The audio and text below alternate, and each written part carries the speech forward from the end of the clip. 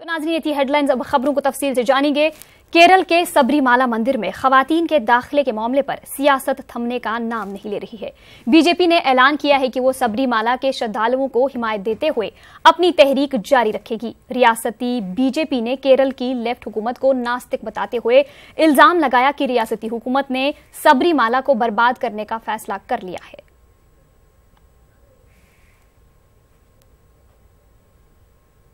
वज़ीर-ए-आज़म नरेंद्र मोदी अपने 2 रोजा जापान के दौरे पर हैं। उन्होंने आज जापान के वज़ीर-ए-आज़म शिंजो आबे के साथ जापान के यामानाशी में फानुक को ऑपरेशन का दौरा किया। आपको बता दें कि फानुक को ऑपरेशन रोबोटिक्स और ऑटोमेशन की सर्विस देने वाली एक फर्म है। वहीं बताया जा रहा है कि पीएम मोदी ने शिंजो आबे को हाथों से बनाए हुए बर्तन और दरिया बतौर तोहफा पेश किए। ये बर्तन गुलाबी और पीले रंग के पत्थरों को तराश कर बनाए गए हैं।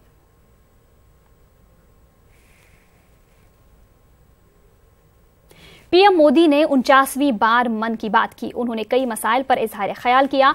पीएम मोदी ने कहा कि 31 अक्टूबर को वो सरदार वल्लभ भाई पटेल को जबरदस्त खराज पेश करेंगे। वहीं पीएम मोदी ने आन जहानी इंदिरा गांधी को खराज अकीदत पेश किया। दूसरी तरफ पीएम मोदी ने हॉकी के कई नामवर खिलाड़ियों का नाम लिया। गांधी जी ने सरदार पटेल से कहा कि राज्यों की समस्याएं इतनी विकट हैं कि केवल आप ही इनका हल निकाल सकते हैं। और सरदार पटेल ने एक एक कर समाधान निकाला और देश को एकता के सूत्र में पिरोने के असंभव कार्य को पूरा कर दिखाया। उन्होंने सभी रियासतों का भारत में विलय कराया, चाहे जूनागढ़ हो या हैदराबाद, त्रावणकोर हो या फिर राजस्थान की रियासतें। वे सरदार पटेल ही थे जिनकी सूझबूझ और रणनीतिक कौशल से आज हम एक हिंदुस्तान देख पा रहे हैं। एकता के बंधन में बंधे इस राष्ट्र को, हमारी भारत माँ को देख करके हम स्वाभाविक रूप से सरदार वल्लभ भाई पटेल का पुण्य स्मरण करते हैं। इस 31 अक्टूबर को सरदार पटेल की जयंती तो और भी विशेष होगी। इस दिन सरदार पटेल को सच्ची श्रद्धांजलि देते हुए हम स्टैच्यू ऑफ यूनिटी राष्ट्र को समर्पित करेंगे। गुजरात में नर्मदा नदी के तट पर स्थापित इस प्रतिमा की ऊंचाई अमेरिका के स्टैच्यू ऑफ लिबर्टी से 2 गुनी है। ये विश्व की सबसे ऊंची गगनचुंबी प्रतिमा है। हर भारतीय इस बात पर अब गर्व कर पाएगा कि दुनिया की सबसे ऊंची प्रतिमा भारत की धरती पर है। दिल्ली में कांग्रेस की प्रेस कॉन्फ्रेंस हुई, जिसमें कांग्रेस लीडर अभिषेक मनु सिंघवी ने नोटबंदी को लेकर पीएम मोदी को सख्त तनकीद का निशाना बनाया। उन्होंने कहा कि नोटबंदी के बाद जम्मू कश्मीर में मिलिटेंटों के हमलों में कमी नहीं आई है। मनु सिंघवी ने कहा कि पीएम मोदी जापान के दौरे पर तो जा सकते हैं, लेकिन नक्सल मुतासिरा इलाकों के लिए कुछ नहीं कर सकते। वहीं मनु सिंघवी ने राजनाथ सिंह पर भी निशाना साधा है। Demonetisation will finish off Naxal funds, मुख्यमंत्री रमन सिंह कहते हैं। माननीय प्रधानमंत्री कहते हैं quote unquote, demonetisation is effectively neutralise Naxalism and terrorism.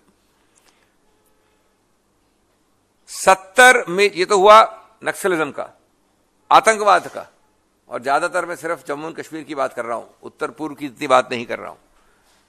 Jammu and Kashmir में आतंकवाद का 70 मुख्य आतंकवादी वारदातें हुई हैं 2016 के डिमोनेटाइजेशन के बाद। 120 सुरक्षाकर्मी वीरगति को प्राप्त हुए हैं। 64 या अब हो गए करीब 70 मानता हूं मैं, सिविलियन डेथ्स हुई हैं। ये क्या हो रहा है इतना भी मालूम नहीं है किसी सरकार को। राष्ट्रीय सुरक्षा जैसे महत्वपूर्ण विषय में गृह मंत्री साहब जुमले कस सकते हैं मी टू पे और राजनीतिक यात्रा करते हैं राजनीतिक कारणों से राजस्थान में, लेकिन हमारे वीरगति जवानों के लिए छत्तीसगढ़ नहीं पहुंच पाए। प्रधानमंत्री जापान जरूर जा सकते हैं, लेकिन इस प्रकार के आतंकवादी और नक्सल से ग्रस्त इलाकों के लिए कुछ नहीं कर सकते। ये किस प्रकार की नीति है, ये किस प्रकार की जवाबदेही है, किस प्रकार का खिलवाड़ है और किस प्रकार की 56 इंच की छाती है राष्ट्रीय सुरक्षा के लिए। BJP general secretary Ram Madhav ने हैदराबाद में लोगों से खिताब किया। इस दौरान उन्होंने तेलंगाना में बीजेपी की जीत का दावा किया कि जिस राज्य में आप सब लोग इस अधिवेशन के लिए पहुंचे हैं, यह राज्य आज से 5 हफ्ते के बाद चुनाव में जाने वाला है और आप सबके इतनी बड़ी संख्या में यहां आने के बाद तेलंगाना में बीजेपी के जीत के हौसले और बुलंद हो गए हैं।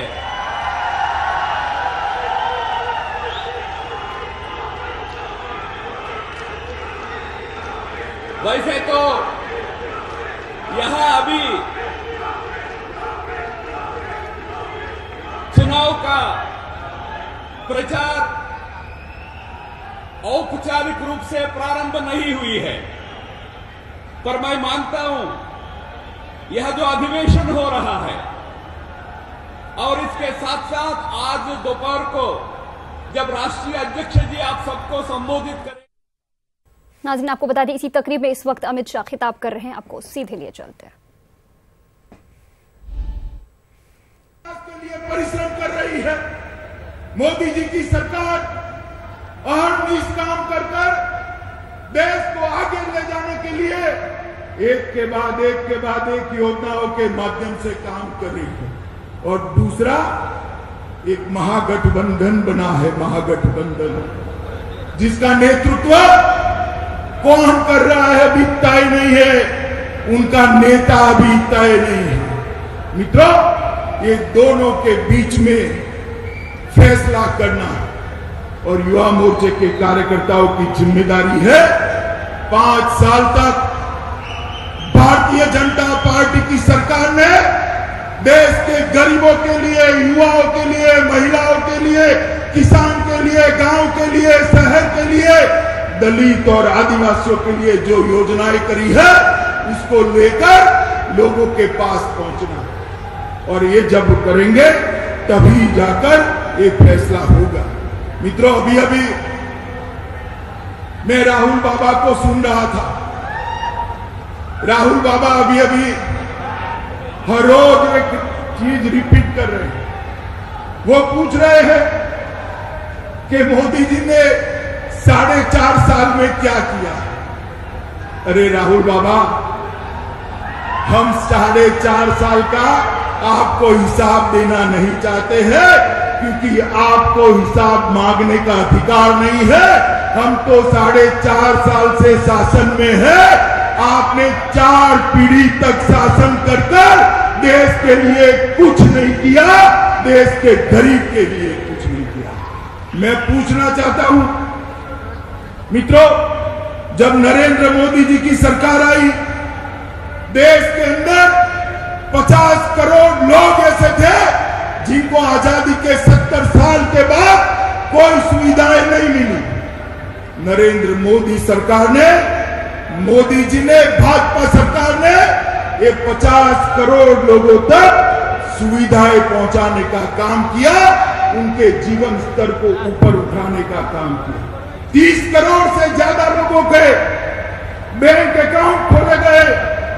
उज्ज्वला गैस के माध्यम से 5.5 करोड़ से ज्यादा गरीब महिलाओं की झोपड़ी को धुएं मुक्त करने का काम भारतीय जनता पार्टी की नरेंद्र मोदी सरकार ने किया।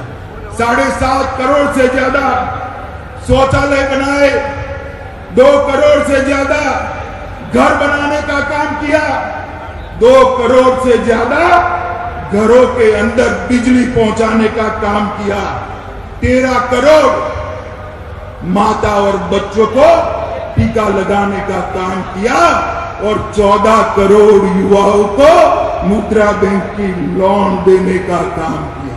मित्रों, जब राहुल जी बोलते हैं तब उनको अपनी सरकारों का इतिहास देख लेना चाहिए। मित्रों, प्रधानमंत्री जी ने अभी आयुष्मान भारत योजना के तहत देश के 50 करोड़ लोगों के लिए 5 लाख तक का पूरा स्वास्थ्य का खर्चा भारत सरकार और राज्य सरकार उठाएगी।